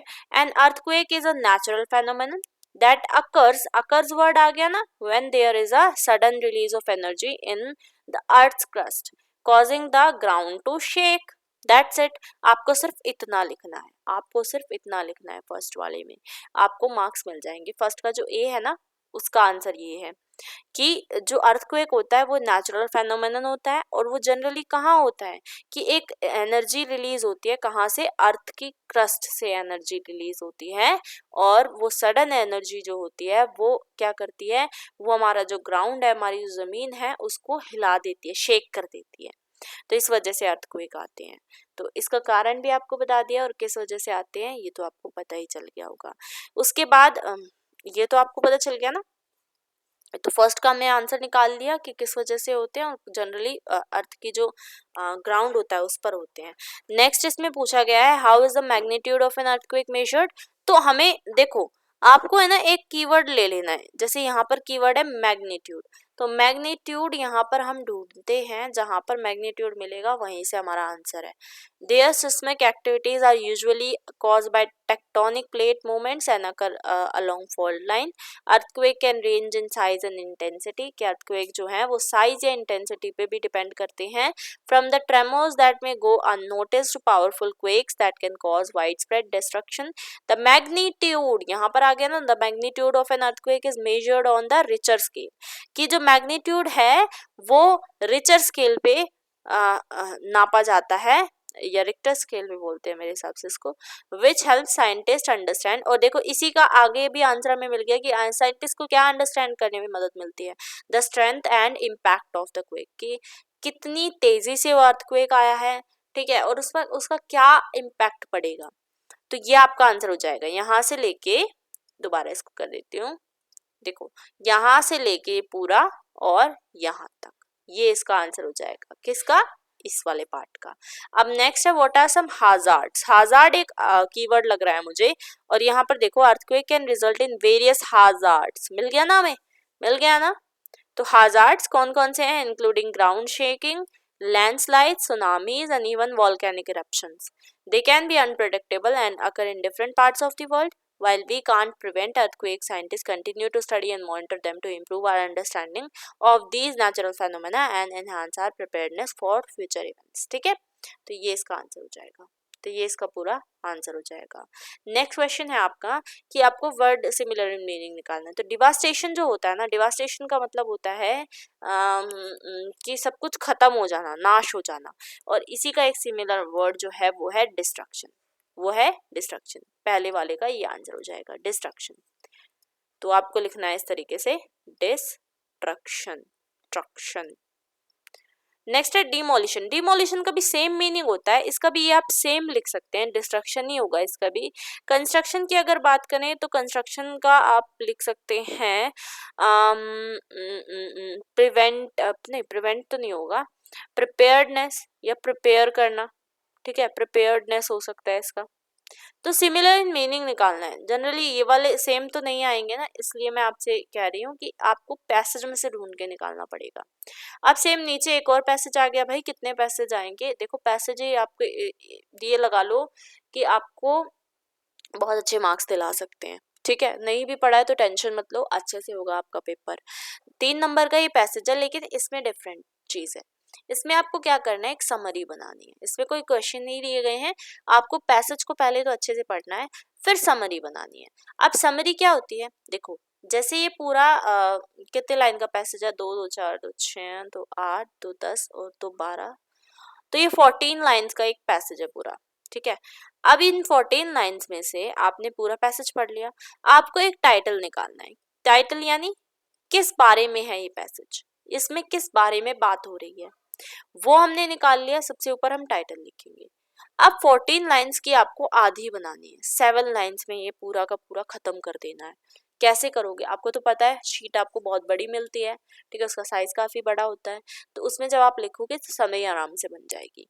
तो ये पूरा जो पैसेज है ना, देखो जिन बच्चों को कुछ नहीं आता उनके लिए मैं बता देती हूँ, वैसे तो मैं इसका आंसर दिखाऊंगी, लेकिन कुछ नहीं आता आपको, कुछ भी नहीं पता कैसे क्या करना है, तो देखो पहले तो इस पैसेज को पहले पढ़ो, नहीं समझ आ रहा है तो वो भी बताऊंगी। देखो जैसे हम पढ़ते हैं, while India is an agricultural country, कि इंडिया जो है वो एग्रीकल्चरल कंट्री है, यहाँ पर कृषि ज़्यादा होती है। And at least 7/10 of the boys living today will eventually become farmers. और जो 7/10 पार्ट है ना, 7/10 भाग जो बॉयज का है, वो ज़्यादातर फार्मर्स, किसान बन जाते हैं। The tendency of education has often been to disqualify rather than prepare them for farming. लेकिन जो टेंडेंसी है ना एजुकेशन के, आज के समय पे जो शिक्षा दी जा रही है ना, वो सब लोग ऐसे समझते हैं कि वो डिस्क्वालीफाई करने के लिए दी जा रही है, मतलब वो फार्मिंग में ही लेके जाएगी, किसानी ही करनी है at the end of the day उनको। The average youth still looks to education as an escape from agriculture instead of a preparation for it. यानी कुछ जो यूथ है ना, मतलब एवरेज जो यूथ है, वो आज भी ये सोचता है कि एजुकेशन जो है ना, वो हमें कृषि जैसे काम करने से दूर ले जा सकती है। Eventually, as it often occurs, the way of to a salaried position is closed and he is forced to take up agriculture as an occupation. और जैसे जैसे ये चीज़ें होती हैं तो वो एक सैलरीड पोजीशन को छोड़ के, कि जहाँ पे उसको सैलरी मिल रही है, उस चीज़ को छोड़ के वो फोर्स किया जाता है उसको कि तुम एग्रीकल्चर को, किसानी को, कृषि करने को अपना एक ऑक्यूपेशन बना लो। He considers himself unfortunate and his parents speak of the time and money spent in school as wasted. और फिर वो यूं सोचता है कि मैं एक अनफॉर्चुनेट, मतलब मैं भाग्यशाली नहीं हूँ, या मैं अभागी हूँ जिस वजह से मुझे नौकरी नहीं मिल पाई। आप देखो ना, मतलब आजकल लोग कितने सारे, मतलब आप ये लगा लो कि half of the population is indulged in that particular competition exams, ठीक है। तो वो कुछ पर्टिकुलर कंपटीशन की एग्जाम्स की तैयारी में लगे रहते हैं। कोई जेई कर रहा है, कोई नीट कर रहा है, कोई एसएससी की तैयारी कर रहा है, कोई यूपीएससी की तैयारी कर रहा है। तो वो ये सोचते हैं कि हम अगर ये चीज़ें कर लेंगे ना, तो हम अपने जो एग्रीकल्चर है, और या ज़्यादातर मैं एक बात बताऊँ तो ये गांव के बच्चे ज़्यादा होते हैं इसमें, वो सोचते हैं कि अगर हम ये चीज़ें कर लेंगे, प्रिपेयर कर लेंगे अपने आप को, कंपटीशन की तैयारी करके अगर हम आगे निकल जाएंगे, तो हम कृषि से दूर हो जाएंगे और वो चीज़ फिर सही रहेगी, हमें सैलरी एक यू नो उस पोजीशन पे हम पहुंच जाएंगे, हमें सैलरी मिलेगी, ठीक है। लेकिन जब वो इस चीज़ में फेल हो जाते हैं, वो नहीं प्रिपेयर कर पाते अपने आप को, तो फिर वो सोचते हैं कि हम अभागी हैं। और उनके माँ बाप भी सोचते हैं कि हमने जितना उनके ऊपर टाइम और पैसा लगाया है वो बिल्कुल स्कूल में वेस्ट था, मतलब किसी काम का नहीं था। While it is not desirable that the teacher should attempt to make future farmers of the boys in the class, it is a strange paradox that knowledge of agriculture as an occupation should be withheld from them in nearly all schools. As far as possible, a boy should be free to choose the occupation for which he is the best fitted, but without some knowledge and guidance during his years in school, he is not in position to choose wisely. तो मतलब शिक्षा तो दी जा रही है, लेकिन शिक्षा के उसमें ये नहीं बताया जा रहा उस स्तर पर कि तुम क्या चीजें कर सकते हो। और बच्चों को, जो गांव के ज्यादातर बच्चे होते हैं, जो लड़के होते हैं, उनको ये बोला जाता है कि देखो शिक्षा ले रहे हो लेकिन फिर भी तुम्हें किसानी ही करनी है at the end of the day. तो वो चीज नहीं स्कूल में भी पढ़ाई जाती है, नहीं उसको बताया जाता है कि तुम्हारे लिए क्या ऑक्यूपेशन, क्या तुम काम करो या व्यापार करो, या कौन सा व्यवसाय तुम्हारे लिए सबसे बेस्ट सूटेड होगा। तो वो चीज यहाँ पर बोली गई है। तो आपको, आपने पूरा पैसेज पढ़ लिया, समझ आ गया किस बारे में बात हो रही है। तो आपको क्या करना है, एक टाइटल बढ़िया सा इसमें से ढूंढ के निकालना है। जैसे मैं अगर यहाँ पर निकालूं तो मैं यहाँ पर निकालना चाहूंगी पैराडॉक्स ऑफ एजुकेशन, यानी जो एजुकेशन है ना, उसमें हम कहाँ पर किस वजह से पीछे छूट रहे हैं, वो चीज़ है इसमें। और इसमें अगर आपको नहीं कुछ समझ में आ रहा है तो आप टाइटल निकाल लिया आपने, कोई भी रैंडमली कोई भी टाइटल मत निकाल लेना, कोई ऐसा टाइटल निकालना जिस बारे में बात भी हो रही है। उसके बाद आपको क्या करना है, पहली 2 लाइन, बीच की कोई भी इन द सेंस की जो आपको थोड़ी सही सी सूटेड लगे, वो 3 से 4 लाइन ले ली, और लास्ट की कुछ 2 लाइन्स ले ली। यहाँ से मैं स्टार्ट करती हूँ, तो ये लाइन ले ली, आपकी समरी कंप्लीट हो जाएगी। मैं ये उन बच्चों के लिए कह रही हूँ जिनको समरी का कुछ पता ही नहीं है कि क्या करना है, और जिनको पता है तो वेल एंड गुड है, लेकिन जिसको कुछ नहीं पता ना, तो आप टाइटल निकाल लेना, पहले कोई भी ऐसा टाइटल लेना जो कि जिस बारे में इस पूरे पैसेज में बात हो रही है, और फिर उसके बाद 2 लाइन्स ऊपर की, 3-4 बीच की लाइन, और नीचे की 2 या 3 लाइन, ठीक है। तो इस तरीके से आपको पैसेज करना है। अब अगर हम देखें इसका प्रॉपर समरी, तो वो भी मैं आपको दिखा देती हूँ। देखो ये रही educations paradox, devaluation of agriculture, यानी कि एजुकेशन को बढ़ावा दिया जाता है, एजुकेशन को इस तरीके से समझा जाता है कि हाँ वो चीज़ हमें उस चीज़ से दूर ले जा सकती है और हमें बेहतर बना सकती है, लेकिन इसी बीच में हम एग्रीकल्चर को भी डिवैल्यूएट कर रहे हैं। ठीक है, दिस पैसेज डिस्कसेस, अब देखो अपना जो आप समरी है ना वो यहाँ से इस तरीके से स्टार्ट कर सकते हैं। This passage discusses the paradox in India where despite being an agricultural country education often leads young boys away from farming, many see education as a pathway, अच्छा ये पाथवे था, ठीक है, pathway to non agricultural jobs leading them to feel unfortunate if they eventually return to agriculture. This reflects a societal perception that values other careers over farming, despite the reality that most will end up in agriculture. तो मैंने इसमें पूरा बता दिया कि देखो जो भारत है ना, जहाँ पर एग्रीकल्चर सबसे प्राइमरी हमारा वो है सेक्टर है, लेकिन फिर भी ऐसा समझा जाता है कि अगर हम अपने बच्चे को पढ़ाएंगे तो वो फार्मिंग से दूर रहेगा। हमने तो फार्मिंग, किसान ऐसे सोचते हैं बहुत से कि हमने फार्मिंग में अपनी ज़िंदगी बर्बाद कर ली, मेरा बेटा ऐसा ना करे। ठीक है, और वो ये सोचते हैं कि जो फार्मिंग है वो बिल्कुल ऐसी जॉब है जिसको जो बहुत लेस वैल्यूड है। ठीक है, और वो सोचते हैं, और सोसाइटी का भी ये परसेप्शन है कि वो दूसरे करियर को ज़्यादा वैल्यू करते हैं, जैसे इंजीनियर को, डॉक्टर को वो ज़्यादा वैल्यू करते हैं, फार्मर को कम वैल्यू करते हैं, और इस वजह से भी फार्मर कितने ज़्यादा सुसाइड करते हैं ना। तो लेकिन उनको ये नहीं पता, रियलिटी यही है कि एग्रीकल्चर अगर ये चीज़ नहीं होगी देश में तो एग्रीकल्चर के बिना तो कुछ है ही नहीं, खाने को भी कुछ नहीं मिलेगा, डीवैल्यूएशन हो रहा है एग्रीकल्चर का। तो यही चीज़ इसमें बताई गई है। आई होप आपको ये पैसेज की समरी करना समझ आ गया हो। ठीक है, क्योंकि इसमें एक पैसेज है नीचे भी जिसका आपको खुद करना है। तो ये देखो, ये और में दिया हुआ है नहीं पैसेज, या तो आप ऊपर वाला कर लो या नीचे वाला कर लो, ये कर लो। आपको नहीं समझ आ रहा ऊपर वाला तो बेशक से नीचे वाला आप कर सकते हैं। तो इसका आप खुद से करेंगे ताकि आपकी भी प्रैक्टिस हो। अब आता है हमारा सेक्शन सी। सेक्शन सी आपका है ग्रामर। ठीक है, अगेन ग्रामर आई हमारी। ग्रामर हमने पहले भी करी है। इसमें आपसे बोला है कोई भी एक क्वेश्चन आपको इनमें से करना है। Fill in the blanks using the passive form of the verb. ये वर्ब दी हुई है आपको और इनका पैसिव फॉर्म आपको लिखना है। 2 नंबर का क्वेश्चन है, एक में ही मतलब कोई भी एक करोगे तो 2 नंबर मिलेंगे। The meetings dash of when even there dash to be administration emergencies। तो वो कहती है मतलब इसमें सेंटेंस में बोला जा रहा है, जनरली इसमें पता है क्या, पास्ट की बात हो रही होती है। तो पैसिव में अगर हम बात करते हैं तो पास्ट की बात करते हैं। द मीटिंग्स कॉल, कॉल है ना तो कॉल्ड कर दो, कॉल है तो कॉल्ड कर दो। The meeting called off when even there, use है तो यूज्ड कर दो, used to be administration emergencies. ठीक है, तो ये आपका हो जाएगा कॉल्ड ऑफ और यूज्ड। और इसी तरीके से Rajesh dash gift a pen by his uncle when he dash to visit him. यानी उसमें बोला गया है कि राजेश को एक पेन उसके अंकल के द्वारा दिया गया था जब वो उनको मिलने जाया करता था। यूज्ड, और यहाँ पर वॉज गिफ्टेड आएगा, वॉज गिफ्टेड आएगा। ठीक है, was gifted a pen by his uncle, और यहाँ पर यूज्ड आ जाएगा। जनरली पैसिव में ईडी का इस्तेमाल करना होता है, ये बात आपको याद रखनी है। नेक्स्ट क्वेश्चन है 38। इसमें आपसे बोला गया है कि कुछ क्वेश्चन आपको 2 दिए गए हैं और इनको इनडायरेक्ट स्पीच में करना है। अब देखो यहाँ पर कोई एनीवन नहीं लिखा ना, एनीवन नहीं लिखा तो दोनों ही करने हैं। 2 नंबर का है, 1-1 मार्क्स का है। He asked me have you seen my hat. तो यहाँ पर वो कह रहा है कि उसने मुझसे पूछा क्या तुमने मेरी हैट देखी है।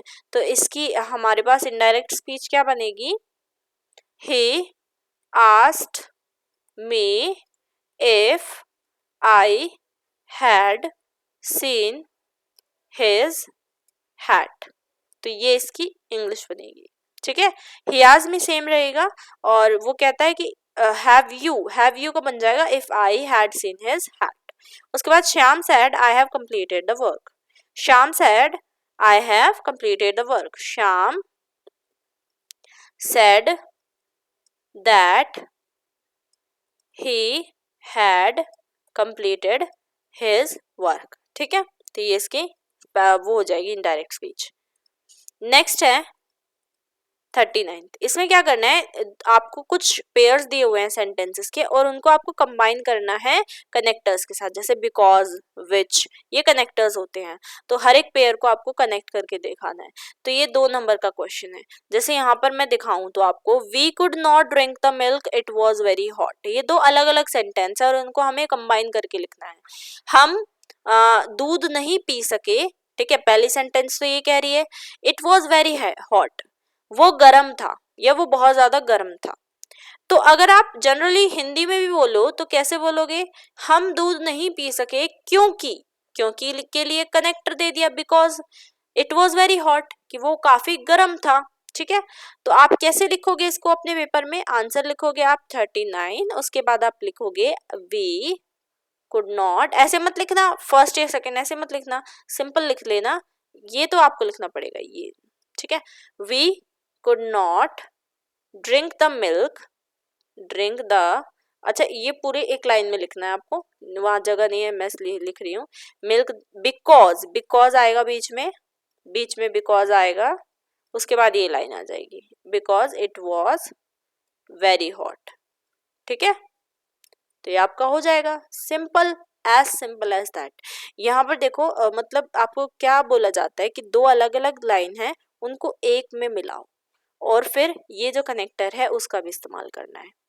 तो इसीलिए हमने पहली लाइन लिखी, बीच में ये लिखा, फिर ये लिखा। जरूरी नहीं है कि सभी में ऐसा हो, जैसे हम एक सेंटेंस अलग भी है इसमें। सेकंड वाले में बोला है swimming is a good sport, swimming जो है वो काफी अच्छा स्पोर्ट है, अच्छा खेल है। इट मेक्स पीपल स्ट्रॉन्ग, इससे क्या होता है, इससे लोग जो हैं वो स्ट्रॉन्ग बनते हैं, मजबूत बनते हैं। विच यानी जो, ठीक है।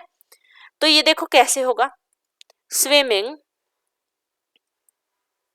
ठीक है, ये देखो swimming is a good sport, अब विच लगाना है बीच में, विच, अब विच लगा दिया तो इट की जरूरत नहीं है, विच लगा दिया तो इट की जरूरत नहीं है, which makes people strong, that's it. या इस तरीके से ही आपको लिखना है एक लाइन में, ठीक है। उम्मीद करती हूँ समझ आ रहा होगा आपको। अब नेक्स्ट देखते हैं, बी है आपका, बी है आपका, ये कह रहा है we completed breakfast, some guest arrived, यानी हमने ब्रेकफास्ट कंप्लीट किया, कुछ गेस्ट आ गए, हमने ब्रेकफास्ट कंप्लीट किया, कुछ गेस्ट आ गए। अलग अलग लाइंस है, तो इसका कैसे बन सकता है, एज सून एज का मतलब होता है जैसे ही, तो जैसे ही हमने ब्रेकफास्ट कंप्लीट किया कुछ गेस्ट आ गए, तो इसलिए ये जो है ना एज सून एज, इसमें आगे लगेगा। तो ये आपकी अंडरस्टैंडिंग पे डिपेंड करता है। As soon as we completed breakfast, breakfast, some guest arrived, that's it। ये इस तरीके से आपको करना था। सेकंड वाले में बोला है the girl solve the puzzle, यानी लड़की ने पजल को सॉल्व किया, she was praised by the teacher, और उसको टीचर के द्वारा उसकी तारीफ भी की गई। हु का मतलब होता है कौन, ठीक है, या जो, या जिसने। तो यहाँ पर कैसे सेंटेंस बनेगी, यहाँ पर बनेगी जिस लड़की ने पजल सॉल्व करी उसकी तारीफ की गई टीचर के द्वारा, इस तरीके से बनेगी। द गर्ल, जिस लड़की ने, कौन थी वो लड़की, तो हु आएगा यहाँ बीच में, हु सॉल्व्ड द पजल, तो गर्ल है ना, तो यहाँ पर ये प्रोनाउन यूज नहीं होगा, शी यूज नहीं होगा, वॉज आएगा सीधा, was praised by the teacher, इस तरीके से ये होगा, ठीक है। उम्मीद करती हूँ ये तो आपको समझ आ ही गया होगा। ऊपर वाला इजी था तो आप ऊपर वाला कर सकते हैं। सेक्शन डी है, ये है फंक्शनल राइटिंग स्किल्स, इसमें जैसे लेटर आ सकता है, ठीक है, रिपोर्ट आएगी, इस तरीके से आपका आएगा इसमें सेक्शन जो फंक्शनल राइटिंग स्किल्स होती हैं। तो 40th क्वेश्चन कह रहा है यू आर श्रीधर, कि तुम श्रीधर हो, ऑफ 1/12 अरावली स्ट्रीट नासिक, कि तुम ये एड्रेस दे दिया कि तुम यहाँ से हो, ठीक है। You had order 10 laptops for your company, तुमने 10 लैपटॉप का ऑर्डर किया था अपनी कंपनी के लिए, and it had be not been delivered till now, और वो अभी तक डिलीवर नहीं हुए हैं। Write a letter to the manager of Dell, तुम्हें डेल के मैनेजर को जो न्यू दिल्ली में है उनको लेटर लिखना है एक, to deliver the laptops in time और else the order will be cancelled, कि वो जो है लैपटॉप को टाइम पर या तो डिलीवर कर दे या फिर जो ऑर्डर है वो कैंसिल हो जाएगा। 3 नंबर का ये क्वेश्चन है। अब देख लो कैसे करना है आपको। यहाँ पर देखो, थोड़ा छोटा आपको नजर आ रहा होगा बट स्टिल, योर नेम, यहाँ पर क्या नाम दिया गया था, अच्छा ये देख लो, नाम क्या है, श्रीधर है, तो श्रीधर आएगा यहाँ पर, ठीक है। ये मैंने इसलिए लिखा है ताकि और अच्छे से आपको समझा सकूं। अब ये एड्रेस आएगा, यहाँ पर ये एड्रेस दिया था ना, श्रीधर का क्या एड्रेस दिया था, अरावली स्ट्रीट नासिक, तो ये एड्रेस यहाँ पर आएगा 1/12 अरावली स्ट्रीट नासिक, और इसको क्या कहते हैं, इसको कहते हैं सेंडर का एड्रेस, इसको कहते हैं सेंडर का एड्रेस। ये यहाँ पर डेट आएगी, आप पेपर वाले दिन की डेट डाल सकते हैं, कोई भी डेट डाल सकते हैं, जैसे मैं डाल रही हूँ 24 नवंबर 2024 की डेट, ठीक है। उसके बाद एक लाइन छोड़नी है, जैसा कि आप यहाँ पर देख पा रहे होंगे, एक लाइन यहाँ पर आपको जरूर छोड़ देनी है, ठीक है। उसके बाद देखो, उसके बाद आपको लिखना है द मैनेजर, किसका मैनेजर, डेल का मैनेजर, न्यू दिल्ली। फिर एक लाइन यहाँ पर छोड़ेंगे, फिर लिखेंगे हम सब्जेक्ट क्या था, urgent request for delivery of pending laptop order. उसके बाद एक लाइन छोड़ेंगे, डियर सर और मैडम, ये फॉर्मेट प्लीज याद कर लेना, फॉर्मेट के भी मार्क्स मिलते हैं, फॉर्मेट के भी मार्क्स मिलते हैं। अगर ये आपको मेन टॉपिक या मेन जो हमारी वो होती है वो नहीं समझ आ रहा है कंटेंट क्या लिखना है, इस फॉर्मेट को अगर आप लिख कर आ जाओगे तो भी आपको बहुत अच्छे मार्क्स, बहुत अच्छे मतलब इन द सेंस कि 3 नंबर का है तो आधे यानी 1.5 मार्क्स मिल जाएंगे आपको।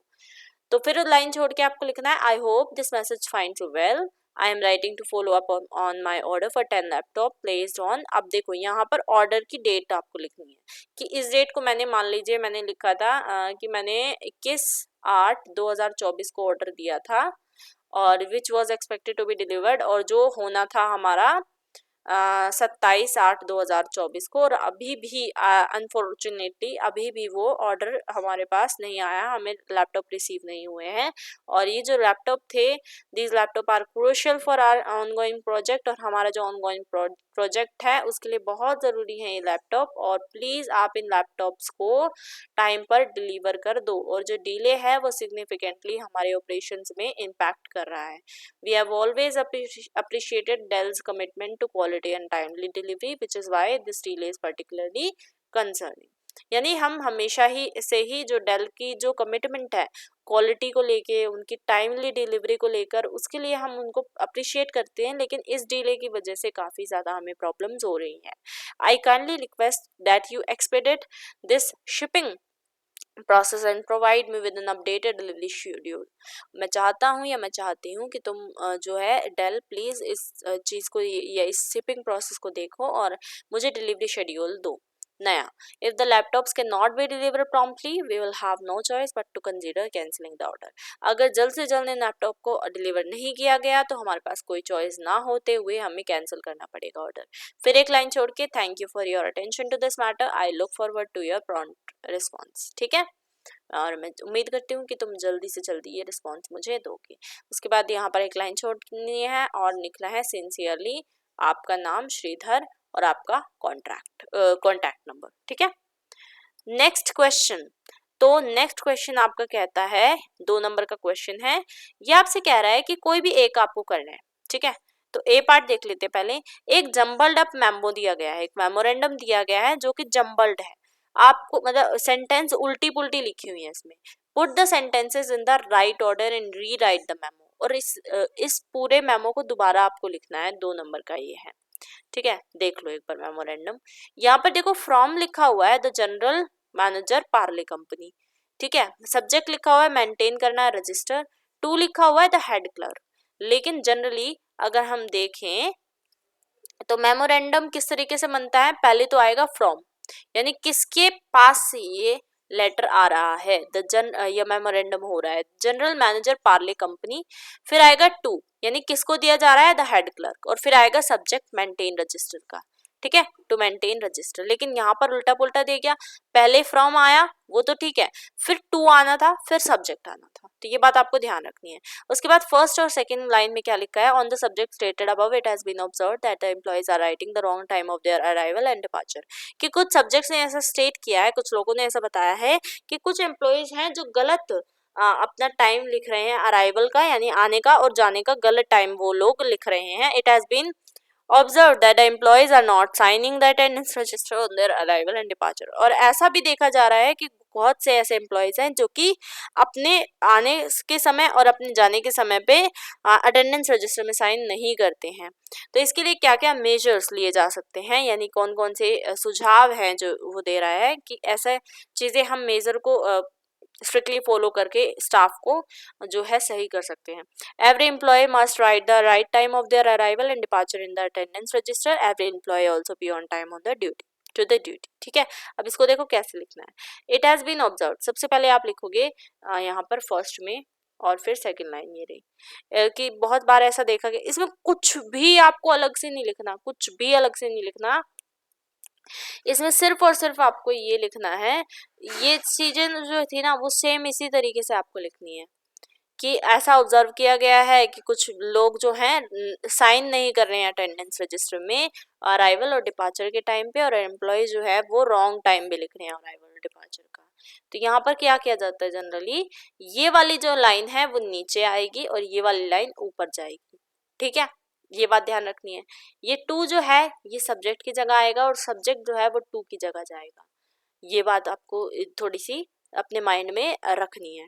उसके बाद every employ must write the correct time of their arrival and इसके बाद जो है सभी ऑन ड्यूटी टाइम पर आए। ठीक है, तो ये तो चीज़ सेम ही है, ये चीज़ तो सेम ही है। और फिर उसके बाद आपको सुपरवाइजर जो है उसके बारे में या उसके साइन लिखने हैं, तो वो इस साइड आप लिख सकते हैं। चलिए उसके बाद नेक्स्ट क्वेश्चन देख लेते हैं, इसका बी पार्ट है, दोनों करने हैं क्योंकि और का कोई ऑप्शन बीच में नहीं दिया गया। You are the secretary of A&M department, आप सेक्रेटरी हो A&M डिपार्टमेंट जो कि नागपुर का है। ठीक है, right a notice in not more than 30 words, आपको 30 शब्दों से ज़्यादा बड़ा कोई नोटिस नहीं लिखना है, जिसमें आप इन्फॉर्म कर रहे हैं members to attend the general body meeting to discuss on the supply of drinking water issue. तो जहाँ पर आप जो मेंबर्स हैं किसके बॉडी मीटिंग के, ठीक है, मीटिंग के जो मेंबर्स हैं उनको बता रहे हो कि जो ड्रिंकिंग वाटर का इशू है ना उसके बारे में डिस्कशन करना है। Include the detail like date time venue. ठीक है, और साइन किसके उसमें करना है, नीतू या नागेश। अगर आप लड़की हैं तो नीतू नाम लिखेंगे, अगर लड़के हैं तो नागेश नाम लिखेंगे। ठीक है, तो ये आपको इस तरीके से लिखना है। तो ये रहा आपका नोटिस। नोटिस सबसे ऊपर आप लिखेंगे, ये बीच में आएगा नोटिस इस तरीके से। ठीक है, all members of A&M apartment are requested to attend a general body meeting on October 5, 2024। कि सभी members जो A&M apartment के हैं उनको उनसे रिक्वेस्ट करी जाती है कि वो जनरल बॉडी मीटिंग जो 5 अक्टूबर 2024 एट 5 PM 5 बजे होने वाली है इन द कम्युनिटी हॉल, कहाँ पे, कम्युनिटी हॉल में, to discuss drinking water supply issues, कि वो सभी जो ड्रिंकिंग वाटर सप्लाई इशू है उसको अटेंड करने के लिए, उसके लिए जो मीटिंग बुलाई उसको अटेंड करने के लिए आप सभी को रिक्वेस्ट किया जाता है। और लास्ट में एक लाइन छोड़ के नागेश सेक्रेटरी, दैट्स इट। ये आपका नोटिस है और ये आपको लिखने के कितने मार्क्स मिलेंगे, 2 मार्क्स मिलेंगे। ठीक है, चलिए आगे बढ़ लेते हैं। आगे बढ़ते हैं तो हमारे पास 42 क्वेश्चन आता है और इसमें आपसे बोला गया है कि कोई भी एक क्वेश्चन को आपको अटेम्प्ट करना है, 5 नंबर का है, बहुत इंपॉर्टेंट है। You had made a visit to Jani residency Pune, आप जो हैं जनी रेजिडेंसी पुणे में आपने एक विजिट करी। Right a report on the facilities available in the campus, और इस कैंपस में आपको क्या क्या फैसिलिटीज मिली, जैसे कॉन्फ्रेंस हॉल की या ओपन लॉन की, स्टे रूम्स की। ठीक है, बड़े थे, सफिशिएंट रूम थे, क्लीन एनवायरनमेंट था, अवे फ्रॉम द सिटी, और सिटी से बिल्कुल दूर था ये एनवायरनमेंट जो आपको मिला। Write the report to the general manager PNG Mumbai, जो PNG मुंबई के जनरल मैनेजर है उसको ये रिपोर्ट आपको लिखनी है। और वर्ड लिमिट दी गई है, देख लो ध्यान से, 120 से 150 शब्दों की। तो चलिए ये मैं आपको दिखा देती हूँ किस तरीके से आप लिखेंगे। तो ये पूरी आपको इस तरीके से रिपोर्ट लिखनी है। टू किसको लिख रहे हैं, जनरल मैनेजर को, कहाँ का, PNG मुंबई। ये रिपोर्ट सेम इसी तरीके से आपको लिखनी है। रिपोर्ट राइटिंग है। फ्रॉम योर नेम वहाँ पर देखो नाम आपको कुछ नहीं बताया गया, ठीक है, नाम नहीं बताया गया, सिर्फ जेन्यू रेजिडेंसी के बारे में बताया गया। तो कोई भी, या तो आप अपना नाम भी लिख सकते हैं या XYZ भी लिख सकते हैं। सब्जेक्ट क्या है, report on facilities eight jenny residency Pune, कि ये रिपोर्ट है किस बारे में, जेनी रेजिडेंसी पुणे में किस तरीके की फैसिलिटीज मिल रही हैं। नेक्स्ट आपको एक लाइन छोड़नी है, I recently visited Jenny Residency in Pune, मैं अभी फिलहाल में जेनी रेजिडेंसी जो पुणे में है वहां पर मैंने विजिट किया, and was impressed by the facilities available on campus, और मैं काफी इंप्रेस हुई जो कैंपस में फैसिलिटीज मिल रही थी उसको लेकर। The conference hall is spacious and well equipped, जो कॉन्फ्रेंस हॉल था वो काफी ज्यादा स्पेशियस था, काफी स्पेस था उसमें और काफी अच्छे तरीके से उसको दिखाया गया था। Making it suitable for meeting and seminar, जिसमें कि काफी अच्छे तरीके से मीटिंग या सेमिनार हो सकते हैं। Additionally the open lawn provides a serine environment for outdoor gathering and relaxation, इसके साथ साथ ओपन लॉन भी था वहां पर। तो जो जो चीजें वहां पर बोली गई थी ना, देखो इस रिपोर्ट में आपसे बोला गया था कि बताओ तुम्हें है ना कॉन्फ्रेंस हॉल के बारे में बताना है, ओपन लोन के बारे में, स्टे रूम्स के बारे में बताना है, क्लीन एनवायरनमेंट, तो मतलब आधी चीज तो इसमें ही बता दी गई है कि किस तरीके से आप क्या चीज करनी है। स्टे रूम्स जो थे वो स्पेशियस थे, वेल मेंटेन थे और कंफर्टेबल एक्सपीरियंस मेरा रहा गेस्ट बन के एज अ गेस्ट, ठीक है।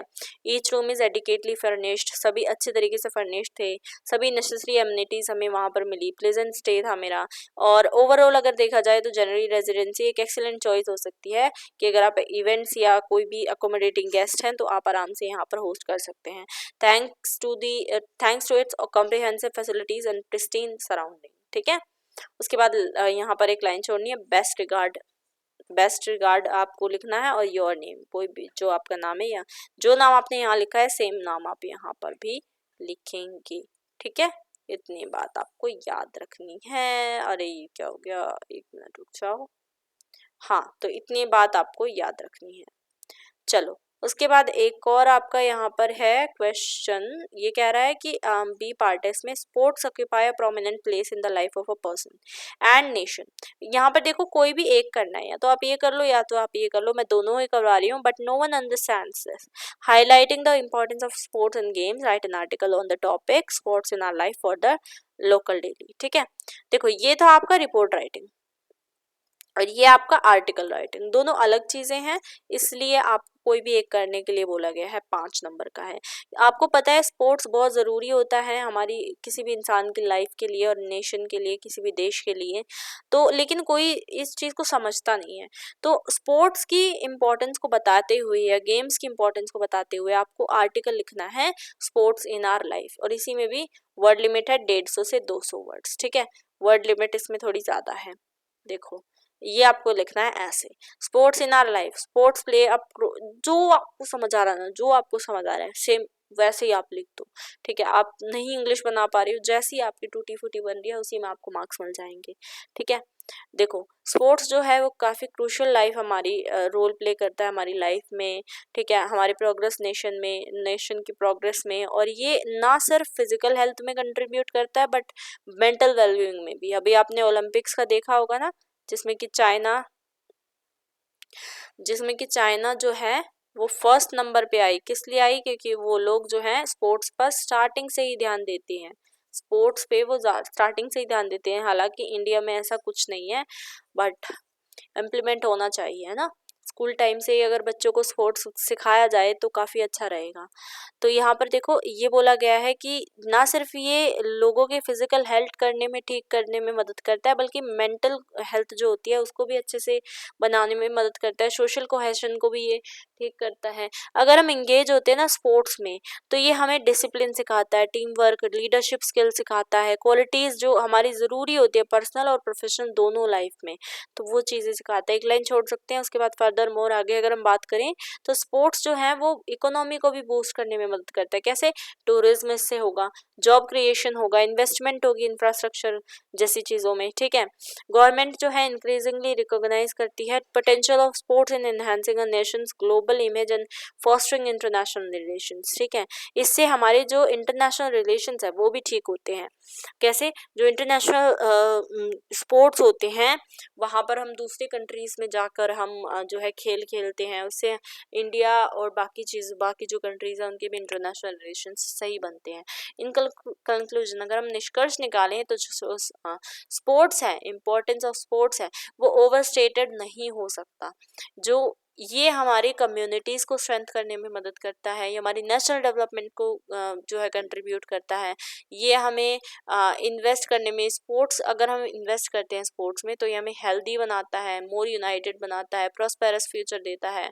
और ये बोला गया है कि एम्ब्रेस करना चाहिए स्पोर्ट्स को as a integral part of our lives and promote a culture of active living for generations to come. ठीक है, तो अगर हम स्पोर्ट्स को बहुत ज़्यादा तवज्जो देंगे तो हमारी जो आगे आने वाली जनरेशन है उनके लिए भी काफ़ी अच्छा रहेगा, ये बात इसमें बोली गई है। ठीक है, अब देखो नेक्स्ट और हमारा लास्ट सेक्शन है सेक्शन ई। इसमें हमारा ऑप्शन 1 में आता है इंग्लिश फॉर रिसेप्शनिस्ट, और इसी में एक ऑप्शन 2 है ESP for office use.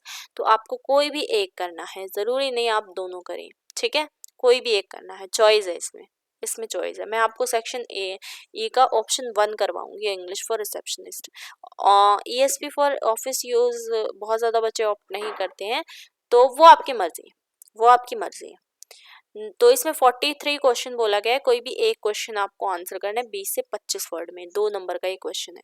A part में बोला है home does the receptionist represent, यानी जो रिसेप्शनिस्ट होती है ना वो किसको दिखा रही होती है, किसको रिप्रेजेंट कर रही होती है, ये आपको इसमें बताना है। तो इसमें देखो आंसर होगा द ऑर्गेनाइजेशन और कंपनी। तो जो रिसेप्शनिस्ट होती है, the receptionist represent the organization or the company, or it can be a hospital, it can be a PG, anything, कोई कुछ भी हो सकता है।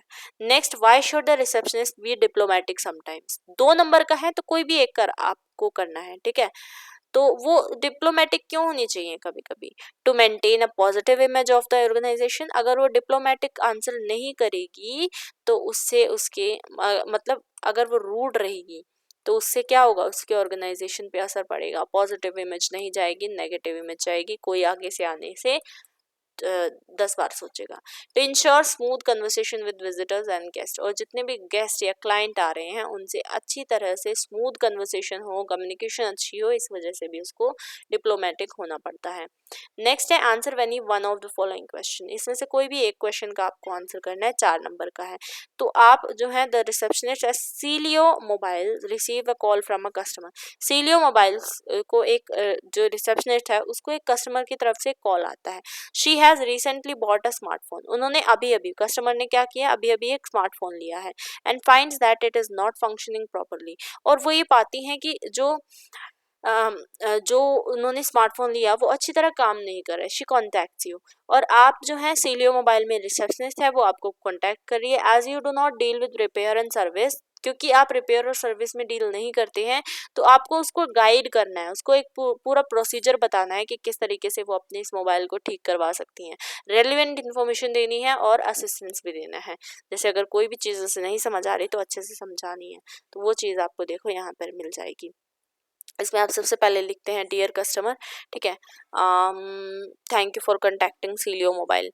इसमें बेसिकली एक कन्वर्सेशन आप दिखा सकते हैं। ठीक है, कन्वर्सेशन में आप ये दिखाएंगे कि आप अपनी चेक करिए वारंटी को। ठीक है, कस्टमर सपोर्ट पे आप कॉल कर सकती हैं, अगर वो फिर भी नहीं मान रही हैं तो आप कह सकते हैं सर्विस सेंटर पे कॉल करिए या रिपेयर रिक्वेस्ट डालिए, फॉलो अप करिए जिस तरीके से मैं बता रही हूँ। और अगर आपको लास्ट में बोलना है कोई भी फर्दर क्वेश्चन है तो नीड या कोई भी एडिशनल असिस्टेंस आपको चाहिए तो feel free to reach out. ठीक है, आपको प्लीज करके उनसे बात करनी पड़ेगी, उनके साथ रिस्पेक्टफुल रहना पड़ेगा, तभी वो बाकी चीज़ें हैंडल हो पाएंगी। ठीक है, तो इसमें आपको यही करना है। उसके बाद इसमें नेक्स्ट बी पार्ट है the HR manager wants you to find out all the necessary details and make arrangement so that he will be able to reach Chennai from Mumbai by 25 April 2024 10:30 AM for a skill training program of the senior employees. Prepare the conversation, 4 number का है ये। इसमें HR manager जो है वो चाहता है कि उसको सारी नेसेसरी डिटेल्स मिले जिससे कि वो अरेंजमेंट कर सके कि वो चेन्नई से मुंबई पहुंच पाए। ठीक है, कब, 25 अप्रैल 2024 10:30 से पहले। और उसको एक स्किल ट्रेनिंग प्रोग्राम में जाना है ऑफ द सीनियर एम्प्लॉयज। आपको एक कन्वर्सेशन तैयार करनी है इसके लिए, ठीक है, आपको एक कन्वर्सेशन तैयार करनी है। सेकंड लास्ट क्वेश्चन है, एक और क्वेश्चन है, उसके बाद आपकी ये वीडियो खत्म हो जाएगी। उम्मीद करती हूँ आपको वीडियो पसंद आ रही होगी, लाइक जरूर करते रहिएगा साथ साथ, ठीक है, बहुत बच्चे देखते हैं लाइक नहीं करते। कन्वर्सेशन में आप लिखेंगे arranging travel for HR manager, ठीक है, एचआर मैनेजर की बात हो रही है। Hi, could you help me arrange any travel to Chennai from Mumbai for the skill training programme on April 25। वो कह रहा है कि अप्रैल 25 के लिए आप मेरे को स्किल ट्रेनिंग प्रोग्राम में जाना है, तो मुझे चेन्नई से मुंबई की आप कोई मेरी ट्रैवल जो है अरेंज कर सकते हैं। तो आप कहते हैं, यू कहते हैं, हाँ of course I'll need to book your flight to ensure you arrive by 10:30 AM. Do you have a preferred departure time? कि आपके पास कोई preferred departure time है? तो वो एचआर मैनेजर कह रहा है कि हाँ, मैं मुंबई जो है वो इवनिंग से पहले जो है लीव करना चाहता हूँ, अगर पॉसिबल हो सके तो। वो आप कह रहे हैं कि हाँ ठीक है, मैं अप्रैल 24 की आपकी जो है फ्लाइट बुक कर देती हूँ, और आपकी कोई प्रेफर्ड एयरलाइन है जिसमें आप बेसिकली जाना चाहते हैं। तो एचआर मैनेजर कहता है कि हाँ, मैं इंडियन एयरलाइन को जो है इंडियन एयर को मैं ज़्यादा प्रेफर करता हूँ, और अगर फ्लाइट अवेलेबल है उसमें तो यू आप कह रहे हैं कि हाँ ठीक है, मैं देखती हूँ, अगर मुझे बेस्ट ऑप्शन मिले तो मैं आपको बताऊंगी, और ट्रांसपोर्टेशन का भी मैं आपका कोई हेल्प कर सकती हूँ। तो एचआर मैनेजर कह रहा है कि हाँ, मुझे एक बार होटल देखकर बताइए। तो ये सारी बातें आपको लिखनी है कि होटल वो देखेगी, होटल नेम बताएगी कि इस होटल में आप ठहर सकते हैं, मैं आपके लिए कमरा बुक कर दूँ या नहीं। तो ये सारी कन्वर्सेशन आपको दिखानी होती है इसमें। और एक लास्ट क्वेश्चन आपका रह गया, तो ये फिर 45th क्वेश्चन है। इसमें क्या बोला है, mister Tanay Verma had an appointment with mister Abhay. देखो, मिस्टर तनय वर्मा है, उसका मिस्टर अभय के साथ एक अपॉइंटमेंट था द GR मिल्स में, द मैनेजर एट 4 PM, ठीक है। ये GR मिल्स में मिस्टर अभय जो है वो मैनेजर हैं, और इनका मिस्टर तनय वर्मा के साथ 4 बजे का अपॉइंटमेंट था 14 अप्रैल 2024 का। Mister Tanay Verma rings up to inform that he would be late by 1 hour। और तनय वर्मा जो हैं वो बताते हैं, वो मतलब उन्होंने अभय के पास फोन किया कि मैं देखो 1 घंटा लेट हो जाऊंगा, you are the receptionist at GR mills, और तुम रिसेप्शनिस्ट हो GR मिल्स पे, और तुमने कॉल उठाई है, तो तुम्हें अब मिस्टर अभय को बताना है, मैसेज छोड़ना है कि तुम्हारे लिए कॉल आई थी और तनय वर्मा ने की थी, वो 1 घंटा लेट होंगे मीटिंग के लिए। 4 नंबर का ये क्वेश्चन है, ठीक है, ये देख लो एक बार, यहाँ पर देखो। तो सबसे पहले तो आप ऊपर लिखोगे मैसेज फॉर मिस्टर अभय, उसके बाद डेट लिखोगे जैसा कि इसने बता दिया, अप्रैल 2024 की है, ठीक है। टाइम आप लिखोगे कोई भी करंट टाइम आप लिख सकते हो, जैसे 10:30 लिख सकते हो, ठीक है, 10:30 AM लिख सकते हो। फिर उसके बाद एक लाइन छोड़नी है, किसको मैसेज लिखना है हमें, डियर मिस्टर अभय, अभय को लिखना है। फिर एक लाइन छोड़नी है, this is to inform you that mister Tanay Verma has called to notify us that he will be arriving late for your appointment today. कि मिस्टर तनय वर्मा ने कॉल किया था हमारे पास ये नोटिफाई करने के लिए कि वो आज जो है लेट होंगे अपॉइंटमेंट के लिए, और वो एक्सपेक्ट करते हैं 1 घंटा लेट होने का, तो इसीलिए वो 5 बजे अप्रॉक्सीमेटली अराइव करेंगे। फिर एक लाइन छोड़नी है, फिर आपको बोलना है thank you for your understanding. फिर लाइन छोड़ के बेस्ट रिगार्ड्स करके आप अपना नाम डाल सकते हैं, या फिर आप अपना कोई भी नाम डाल सकते हैं, ठीक है, ज़रूरी नहीं है।